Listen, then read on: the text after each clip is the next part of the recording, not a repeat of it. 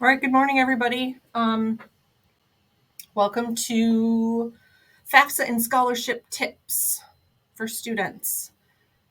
I will say that for those of you that are here that are planning to attend college, this might be the most important information you hear this year.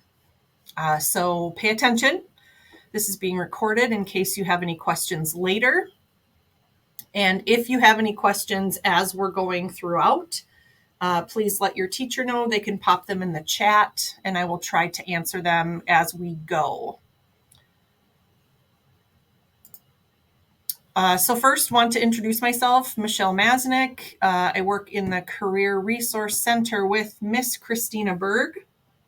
We are the team that helps with life after high school planning. We can answer questions about any sort of programming after high school, whether that be college or not. So again, this tidbit, this presentation piece of information will likely be the most important information you hear all year if you are planning to go to college. So first, we're going to talk about the FAFSA. And teachers, you all should have had in your PO box a green sheet of paper for each of your students. And that green sheet of paper corresponds to the green slides in this presentation.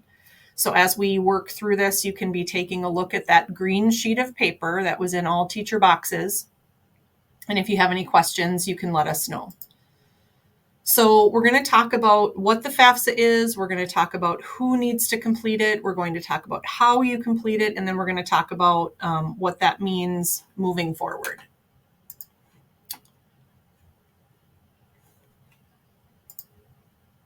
So what is the FAFSA? Hopefully, if you are a senior, you have seen the Schoology messages that have been sent out about the FAFSA.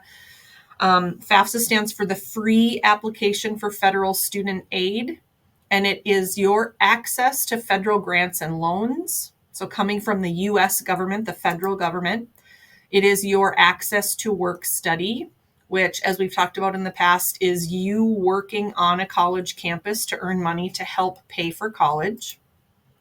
It is also your access to Minnesota state grants and Minnesota state scholarships. So both federal and state. It also, wherever you send your FAFSA results, whether that's to 2 schools or 20 schools, it is can help with your access to need-based school-specific scholarships. For example, the University of Minnesota or the University of St. Thomas or North Hennepin. And it also is your access to the North Star Promise Scholarship. Now, if you've heard anything about the North Star Promise, you know it's Minnesota-based. So it's for Minnesota students who go to school in Minnesota. So you can't take this with you to Wisconsin or Iowa or Kansas or Florida. And it is a way for students to pay for tuition and fees with a specific level of income. So your family has to be making $80,000 a year or below that. It does only cover tuition and fees. It is only for Minnesota state colleges and universities that are public. So we can't take this to Hamlin, we can't take this to St. Thomas, but we can take this to the University of Minnesota, North Hennepin, Mankato, Moorhead, those types of schools. And it is considered a last dollar scholarship, which probably doesn't make a whole lot of sense. And I'll try to explain it, but if you have questions about it, let me know. So if you are a student who traditionally would receive free or reduced lunch benefits, you will probably be eligible for North Star Promise, and you will get some federal money, and that comes from off the top. And the North Star Promise will then pick up anything else remaining that is tuition and fees only. For students, this is so hard for me to say, it kind of hurts my heart a little bit to say this. For students whose families make $80,000 a year or below, it is probably not worth you filling out a bunch of scholarship applications if you're planning to go to a Minnesota public college or university, because you are just going to replace the money that the North Star Promise would have given you with those scholarships. So it's you doing a bunch of extra work for potentially no reason, because the money would have been yours anyway. Again, if you have questions about that, please let me know. It is very confusing, but maybe I can work with you individually if you have specific questions. There are very many schools that are private colleges in Minnesota that want to be a part of the North Star Promise program, but they're not allowed because they're not public. But all of these schools are offering something similar to the North Star Promise program when you complete the FAFSA. So if you're thinking about any of these schools, Bethel, St. Scholastica, Concordia College up in Moorhead, Gustavus Adolphus has the Gusty guarantee, Hamlin, McAllister, St. Mary's, University of Minnesota, St. Olaf, and then St. Thomas. These are all colleges that if you are making somewhere in the neighborhood of $80,000 or $90,000 a year as a family unit, you will be eligible for potentially free tuition and fees from these private colleges. So the FAFSA opens in October. It is open now. If you have not completed it and you are planning to go to college next year, I strongly encourage you to get on it. It provides 1 year of funding. And so you have to complete the FAFSA every single year that you're looking for funding for college. So when you're completing the FAFSA this year, you're completing it to start next fall, the fall of 2026, and end in the spring of 2027. So you're going to be completing the 26-27 FAFSA. Okay, who completes it? This is your application as the student who is going to college, but some people need to help you with it. This is your application and therefore your money. And so if you're taking student loans, then this is also your debt, okay? So keep in mind, you are the one borrowing the money. You are the one getting the money from the federal or state government. If you're signing your name on the dotted line to borrow some money for loans, that is your debt, okay? So you start your application by creating an account, waiting 3 days to get verified by the Social Security Administration, and then you get an email saying that you've been verified and you can start your application. So you fill out your application. There are 5 sections to your application. One of those sections is, where do you want us to send the results? So you list all the colleges that you've applied to. And then another section of your FAFSA is going to say, who is going to contribute to your FAFSA? This is where you enter a parent or guardian in that space. If you are living with both of your parents, only one of them needs to contribute to your FAFSA. If you are living with one parent, then that is the parent that contributes to the FAFSA. All of this information is, again, on that green sheet of paper that every advisory teacher got, one for each of their students. So how do you complete the FAFSA? So again, like I said earlier, you create an account, which is called your FSA ID. You get verified. Once you're verified, you can start the actual application known as the FAFSA. And then once you've started your FAFSA application, then the contributor can begin their components of your application. Once you've both submitted your FAFSA application, them contributing to it and you completing it, then it usually takes about 3 days. And then the colleges that you requested also now have this information. So again, everybody should have this worksheet. Take a look at it. If you have questions, let me know. Please remember that this is a government application. You should always be going to .gov websites. And because this is a legal government process, you need to use your full legal name. You need a social security number, you need a date of birth, and you need an email address when you create your account.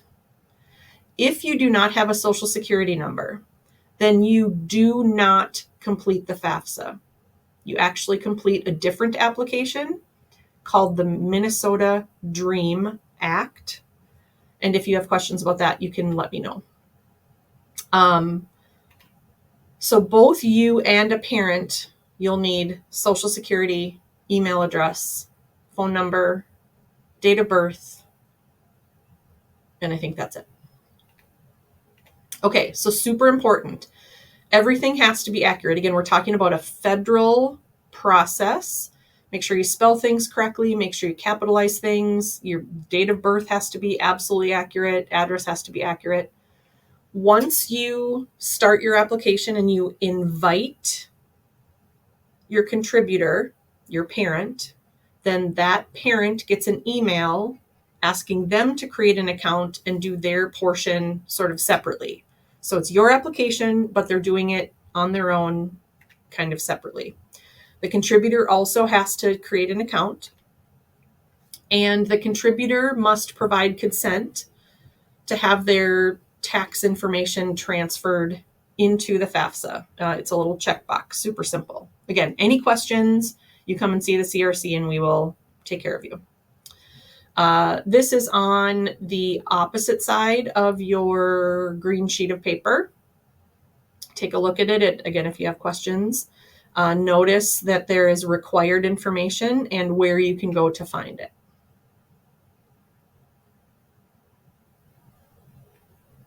So what's next after the FAFSA? So you're gonna submit your FAFSA. My best advice is that you complete it prior to winter break. So you have a little while, but I would say the sooner the better. There is kind of this myth, kind of urban legend, that the sooner you create and complete your FAFSA, the more money you get. And that is absolutely false. As long as you meet the financial aid deadline at the college that you ultimately end up going to, it doesn't really matter when you submit it. So as long as you submit it prior to winter break, you'll be fine. It gets sent to the school in about 3 days, but then you're sort of waiting. You're waiting for the college or the colleges that have received your FAFSA results. You're waiting for them to create what's called a financial aid award letter. So you're just waiting. And then once the financial aid award letter comes, which might not be until February, right? Might not be until February or March, actually. Then you make your decision, right? So if you are applying to 4 colleges, you send your FAFSA results to all 4 colleges, and you wait until you have all 4 financial aid award letters, and then you make your final decision, right? Because how much you're going to pay really does need to be a part of this process and a part of your consideration in your decision making. And then you make a decision. But you make the decision after you know how much it's going to cost to go there, right? We don't want to be making that decision blind. Okay, so that's all for financial aid information. Again, if you have questions, you can absolutely visit the CRC. You can have your teacher type it in the chat and I will get to it. But yeah, don't just stick your head in the sand about this. Like, oh, I'll do it when I do it. And I know that's your nature. Your nature is to like wait until the very last minute. But when you have little bits of free time, you should be working on your college applications and your financial aid and your scholarships and all of those sorts of things, and not leaving them until the last minute. Okay, so transitioning over to scholarships. The number one question we get in the CRC is, where do I find scholarships? So this session is going to answer all those questions for you. So a scholarship is an amount of money that's designed to help students pay for college. Some scholarships are renewable scholarships, which means you might get them your first year, but if you keep a certain GPA, you can also get them the next year and the next year and the next year. Sometimes when you apply to colleges, you get your admission letter back, and the admission letter might also say something like, and congratulations, you've been awarded the Presidential Scholarship, which is $5,000 a year for the next 4 years. So it's $20,000 total. What you need to know about those types of scholarships is that renewable means you get a quarter of it every year of the 4 years. And there's usually some sort of requirement in terms of GPA or a major. You have to stay at that school in order to get the money. But that's like really awesome. We've admitted you and we're already giving you money, right? Scholarships can come from a variety of sources. We'll talk about that in a little bit. It can be used on any school-related cost. So that could be tuition, your classes. It could be your room. It could be your meal plan. It could be transportation. It could be books. It could be personal expenses as related to college. So lots of different ways it can be used. Scholarships are not always based on GPA. Each scholarship has really its own criteria, and we'll talk about where you can look for them in just a second. So first I want to break something down, because I think in the minds of students, I think you guys think about going to college, and I think you think, whatever it costs, that's fine. Like, I'll figure it out. But I think the missing piece or the gap in knowledge there is that you think the FAFSA is just going to make it all, like the FAFSA is just going to give you enough money to make it work. And that's not how it works. So if we look at how much it costs to go to certain schools, we'll look at a handful here. So let's say you want to go to Anoka Ramsey Community College, or you want to go to North Hennepin Community College. It costs about $6,000 just to take classes, full-time classes at Anoka Ramsey. So $6,000. At St. Cloud State, that number is over $10,000. At the University of Minnesota, that's over $18,000. So when people say, should I start at a community college and will it save me money? The answer is 100% yes, right? Like, even going to a 4-year state college like St. Cloud, Mankato, Moorhead, Southwest Minnesota State, Bemidji, Metro State, Winona, those schools cost significantly less than the University of Minnesota. And then we have some private colleges. Bethel University, tuition only for your classes is $26,000, right? And McAllister, even more, $64,000 just for classes. I will say private colleges generally have many, many more dollars to give students, especially students with financial need. So many students don't actually pay $64,000 a year to take classes at McAllister, but that's the sticker price. And then room and food, which is called board, so room and board, which means room and food, costs somewhere between $7,000 and $15,000, depending on the school that you're going to. If you go to school in California or Hawaii, it's going to cost way more than it is in Minnesota, just because the cost of living is higher there than it is here. So when we talk about the FAFSA, these are the things that the FAFSA can give you, right? The FAFSA can give you up to $7,395 if you are eligible for free lunch. And when I say eligible for free lunch, I don't mean do you get free lunch, because everybody gets free lunch except for teachers. So all students, regardless of financial situation, all students receive free lunch today. If in the past you have had to complete the application, you were approved, and you got free lunch, you can expect this amount of money to come from your FAFSA. All students are eligible for their first year up to $5,500 in student loans. This student loan is in your name. There's no payments due while you're in school. It has a very low interest rate. Don't need a cosigner, but all you can take is $5,500. You can't say, I need $20,000 and get $20,000. Everybody gets up to $5,500. Many students are eligible for work study. So that is, again, you working on campus, and that amount of money that you're earning is then going to help pay for your tuition fees, all of that stuff. Which means if you are eligible for free lunch, the most you could possibly get from completing the FAFSA is about $16,000 each year. So if we do the math, Anoka Ramsey is $5,915. We get the Pell Grant, which is $7,000. We get the loans of $5,500. We get work study of $3,500. Is it enough? And I hope you're screaming at your television right now that yes, that is absolutely enough to make Anoka Ramsey work. I don't even have to take any student loans because the Pell Grant is going to cover everything for me.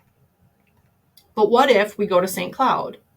So at St. Cloud, we're not going to commute to St. Cloud every day. We're going to probably need to live on campus. So St. Cloud State is $10,000 to attend. It's another $10,000 for room and food. So we're at $20,000. Our financial aid, again, the maximum it could be, and not all of you are going to get the maximum, right? If you're typically not eligible for free lunch, you're not going to get that $7,000 in Pell Grant. So my financial aid, if I'm eligible for free or reduced lunch, is $16,000, which leaves me short, right? Do I think I could work over the summer each year and earn $3,700 to make it work? Yeah, I think that's probably doable, right? So is it enough? Probably, right? But again, if you're not eligible for free lunch, then your financial aid is not going to be 16. It's going to be 9, which leaves you with a balance of 11, and you can't make 11 grand over the summer. Probably. Let's look at Bethel. So Bethel is 26. You don't have to live on campus, but many choose to. So room and food is another 10, which puts us at 36,000. If we're eligible for free lunch, then we get the 16,000 in financial aid, which leaves us with a balance of 20. You're not going to make $20,000 over the summer working at, Taco Bell. So it's probably not enough, right? So looking back at this, the question always is, well, where do I get that extra 20 grand if I need it? And the answer is, it depends, right? It depends if you are filling out additional scholarship applications. Is your GPA high enough where Bethel isn't going to cost you $26,000? You're going to get a scholarship for being a good student that might bring that down significantly. Are you If you're not planning to live on campus, you can save yourself $10,000 right there. You don't need a meal plan and you don't need a dorm room. You can drive to Bethel in Roseville every day and go to college just fine, right? So when students say, where do I get that? There are ways, right? But it takes some work on your part. Kind of the last on the list of things to do in this situation, I would say, would be go and get another loan. But you can go to the financial institution that you belong to, whatever bank, whatever credit union, and say, hey, I'm going to need 20 grand every year for the next 4 years to get through college. So you're taking the student loans that the government is providing you, but you're also taking an additional $20,000 each year, which is going to put you owing a little over $100,000 when you graduate, which is a lot of money, you guys. Talking about scholarships, there are lots of little tips that I wanted to share with you. So this is my slideshow of tips. So there are do's and don'ts in scholarships. There are tens of thousands of scholarships worth billions of dollars available to you, but they're not all available to you, right? Because they don't fit every single kid the same way. So for every scholarship that you look at, you need to make sure you're eligible before you spend the time to actually fill it out and complete it. So is it for graduating seniors? Is it for students who are planning to study your major? Do you have the right GPA? Do you have enough volunteer service hours? Are you of the right faith to be applying? Because maybe it's coming from a church or something. Do you have what this is looking for? If the answer is yes, then fill out the application. If you're filling out national scholarships, like there is a Taco Bell Live Moss scholarship, you can absolutely apply. You put together like a 2 or 3 minute video of how you're going to spend the money and change the world. But I only know of one person in the last 10 years who's gotten that, because there are kids from all over the country who are applying for it. And your video has to be like phenomenal in order to be chosen, right? So my advice is to look for more local scholarships and less national scholarships, because you have a way higher chance of actually being the person that receives the scholarship. So closer to home instead of national scholarships is a good tip.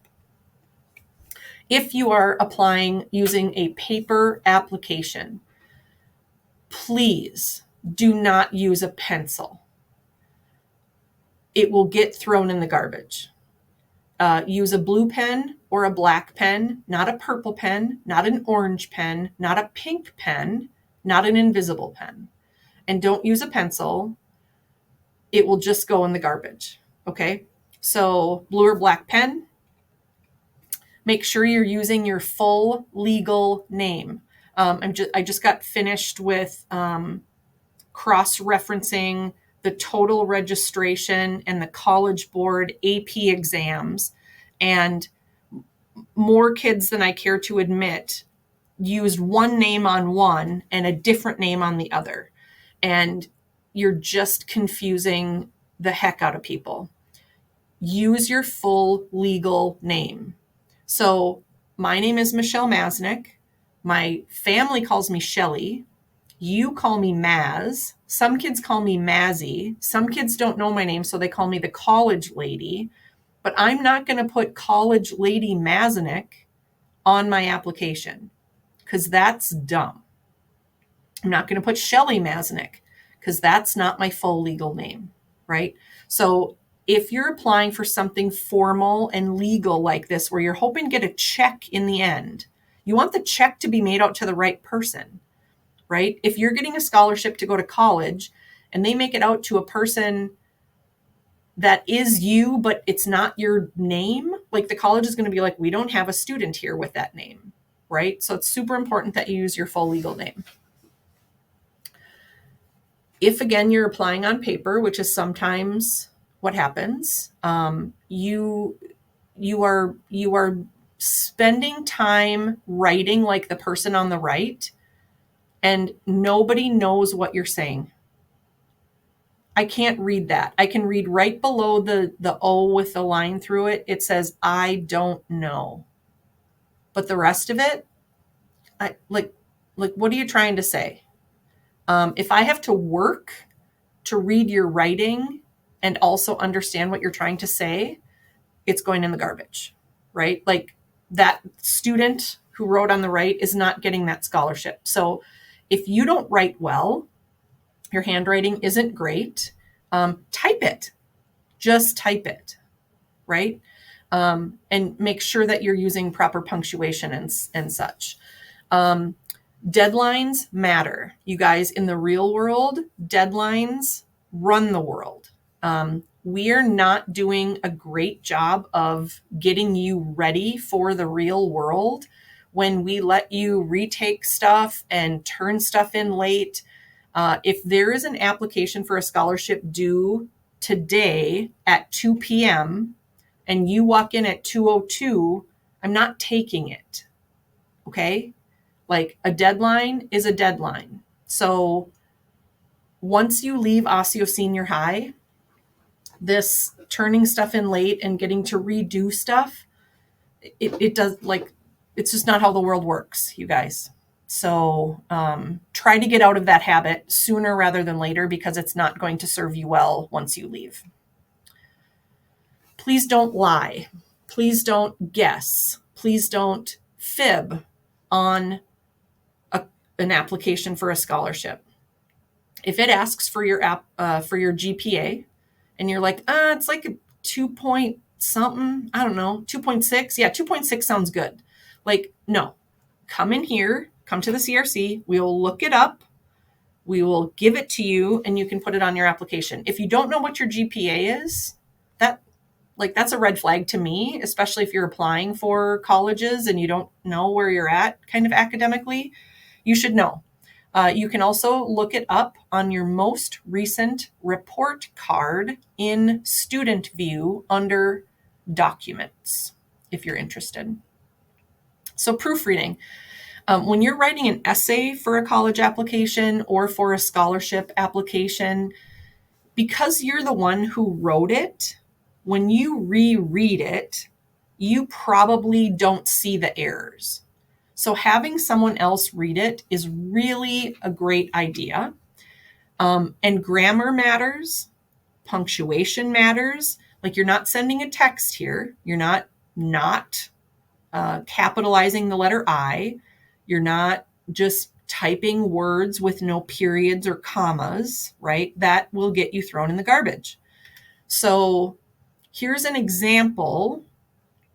Let's eat, comma, Timmy. So we're pausing. Let's eat, Timmy. Like, come on, Timmy, let's go eat.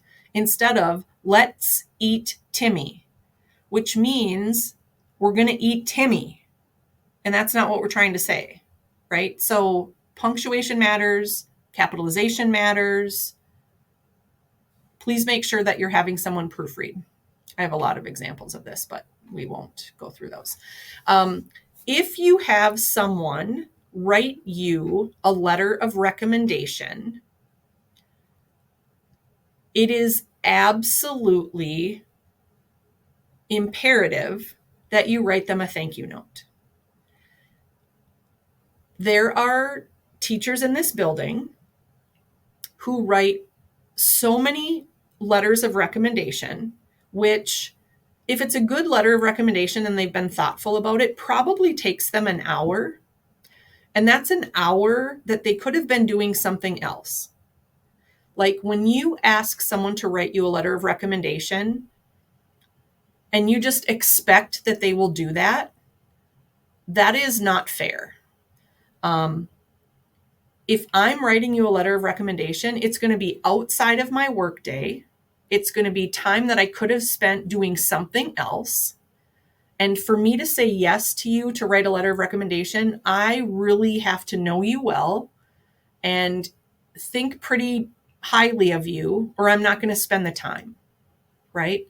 So if you ask a teacher for a letter of recommendation and they say no, they have the right to say no, and you need to find someone else. I would say if they say no, it's probably a good thing, because I don't know that you would have liked what they had to say, right? If they're saying no, I'd prefer not, I don't know you well enough, whatever, go find somebody else, okay? Because they might not know you well enough to actually say what you want them to say. And so it's actually maybe a good thing. But if someone does take the time to write you a letter of recommendation, please say thank you. Maybe it's a handwritten card.